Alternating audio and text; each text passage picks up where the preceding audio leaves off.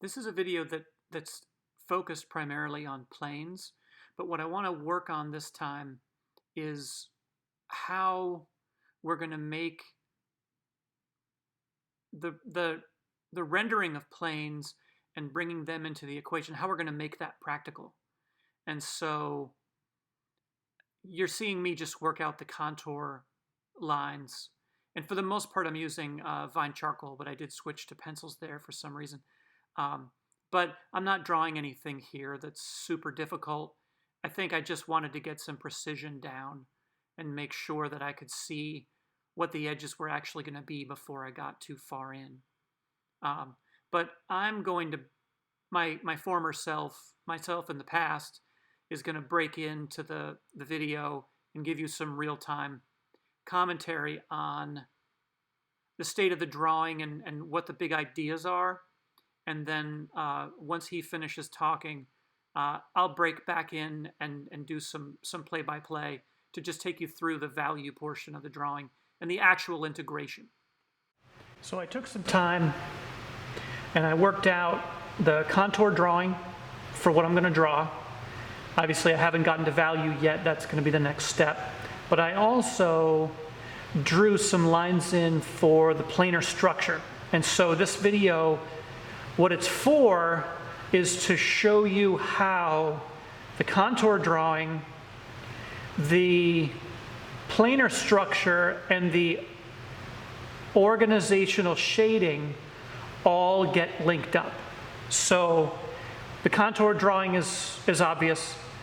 And so what I want to point out is maybe use this as an opportunity to talk a little bit more about planar structure. So we have this lemon here, and you know lemons have sort of an axle, if that makes sense. They have this these two parts on both sides that we know are lined up. And we could get really weird and mechanical about that if we wanted to. That might be fun for a different video. But so you have like the front of the lemon, this part that sticks out, and then the stem is on the other side. If we're going to talk about primary planes, I would kind of go like this. Like this is the front. I've marked off the top, so we could say that's like 1 and 2. Forget about this. This is like the Mr. Potato Head nose that gets slapped on there. So we have the front, we have the top, and then we have the side and the other side. And so when we talk about primary planes, we usually talk about it in both directions. So here we have 1, 2, and 3, and here we have 1, 2, and then a third little plane here. Mostly it's just top and front. And then the same thing here, we can go 1, 2, 1, 2, 3, and maybe 4, but primary planes are, you want to think about them in threes. It simplifies things. And then we have the front, 1, 2, so we have the top, the front, and the side. And then we have this little guy that's stuck on and this guy here that's stuck on. So once we're finished talking about this, I'm just going to bring the Vine charcoal out, block in my big values, and then start working on integrating the core shadow and the information that I'm going to be bringing up shadow-wise with the planes that are already there. And one of the ideas is going to be that if we're going to integrate this with the 6-value scale, let's say, the sort of rendering aspect of shading, that each one of these planes is on some level going to be a slightly different value or a different texture or a different something. But you know, if light's coming in this way, you have the dark part of the object, all the planes that are in the dark, that the difference in the plane, or the differences between the planes, that's also going to be where the shadows differentiate on the object. So if the direct light is here, and the core shadow is doing something like this, where the core shadow is an indication of a change in direction on the surface, and that'll make all these planes be in the dark and all these planes be in the light. Continuing with that train of thought, while you see me blocking in my big values, um, is just to say that wherever you see, if you have something that's well lit, wherever you see shadows on an object, you know that there's at least a plane change there. If there wasn't a change in the surface of the object, you wouldn't be seeing a change. You wouldn't be seeing a shadow on the surface. Um, so that's the big idea. And from here, you can see that I'm just blocking in my big information. But I'm going to take some time and just work on the fabric here that's sort of crumpled up near the lemons. Um, and I don't have all the footage of that. I turned the camera off and drew a little bit on my own, just because it wasn't super interesting in terms of what was the point of the video, which was, um, well, integrating planes in terms of rendering. So we're more interested in the lemons than we are the atmosphere or whatever. But one of the things you can't forget is that rendering doesn't work on any level without the organizational shading to support it. You can't really have one without the other. At least organizational shading sort of supersedes rendering. You can have a beautiful drawing that's nothing but organizational shading, but you can't have a good drawing that's only rendering. Not in the context of making decisions about value and things like that. So you can see the value on the fabric is starting to get built up. And what I did quickly on the lemons is I just blocked in where the coarse shadows were, where the reflected lights are, and I gave a direction. If you notice that, especially in the right one, it's easy to see. I used a direction of the marks I was making to try and follow the form a little bit of the object that I'm drawing. And I knew that the fabric was going to be so dark that those marks really weren't going to show up. So in the fabric, I didn't really worry about it. I just kind of smoothed it out. But in the lemons, I try to maintain those directions from the very beginning throughout the whole drawing. And, you know, I keep this speeded up through the rest of the video just to save time. And I don't think that I edited anything out from here. So one of the things that you'll see is me struggling with certain parts of the drawing and like drawing something in, erasing it, drawing it, erasing it, drawing and erasing it, and doing that multiple times. The very top, the part I'm working on right now, that lemon, that plane change for the top was just so subtle. And I could understand it, but I was having trouble articulating it in the subtlety that I was seeing. So, I mean, I already redrew it 5 or 6 times already. And you're going to see me do it a bunch more. But that's one of the things that I was hoping to get across after, at least at the point in time where we are in terms of the drawing class that I'm teaching. The students turned in their first round of shaded drawings this week.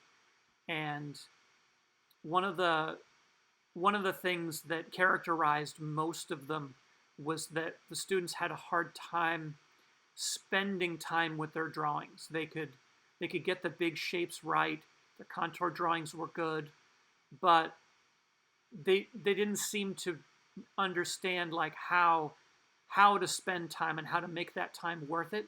So I'm hoping that the sort of nitpicking that you're seeing me do in the drawing helps the students with the idea that they just need to hang in there with it. And just because you're having trouble with a passage doesn't mean you just move on to something else. You know, maybe you do for a few minutes, but come back to it. And your brain will reset. And you can see this lemon here is super awkward. And it takes me a really long time to work it out. But the other thing I wanted to point out is that while I'm kind of struggling with this lemon, I never really lose the initial primary planar structure. Now, one of the harder things about this guy was that the nose part of the lemon that's pointing at me, it was green and the rest of the lemon was yellow. So the front part of the object was darker and it got lighter as it went away. And that posed an organizational drawing problem that I don't have really worked out until right about now. So you can see how that front part is a little bit darker and then it slowly integrates. And the point is, you just have to be patient. A good drawing is not going to draw itself. You're not just going to crank out some wonderful thing quickly. So you have to budget enough time to actually make these things work. But you also have to spend that time efficiently and just put the effort in and follow the big ideas, the big directions that we're talking about. We're blocking in those big planes, and then once we get them established, we assign them a value, and the difference in the values is going to be really subtle. And then you can go inside each one of those primary planes, and you can then break those up into smaller ones. You just have to be even more subtle so that you don't lose that structure. Because that's what most of the time, what I've observed people making mistakes, what they do is they establish their primary planes and then they destroy them by overdeveloping the secondary planes. Or they just look at the primary planes and they're like, oh, that's too easy, it's too simple, I've already got this down. So they go right into the secondary information and it's too much detail and they have too much difference between all the planes, and the whole thing just starts to come apart. So those were the big points that I wanted to make. I'm going to leave you in silence with the rest of the drawing. But I'm hoping that this drawing helps you guys see the integration a little bit better, rather than having to rewatch a previous video where we introduced the basics of shading. We have a video here that goes over that, but also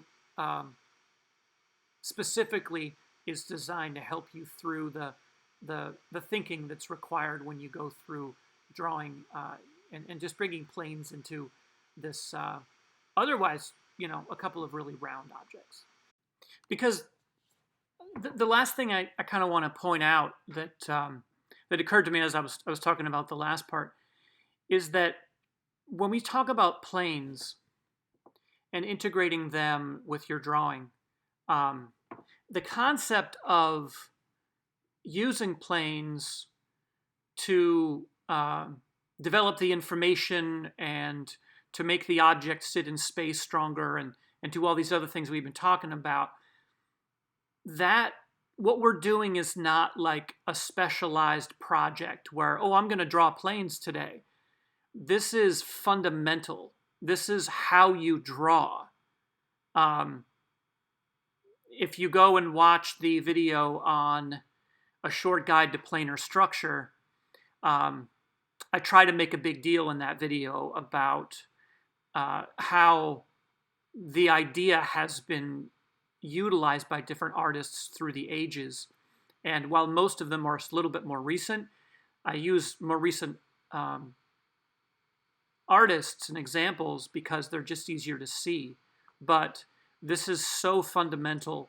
Don't make the mistake of compartmentalizing it and thinking about it like, oh, I'm drawing in planes this time, but then another time you draw, you're not.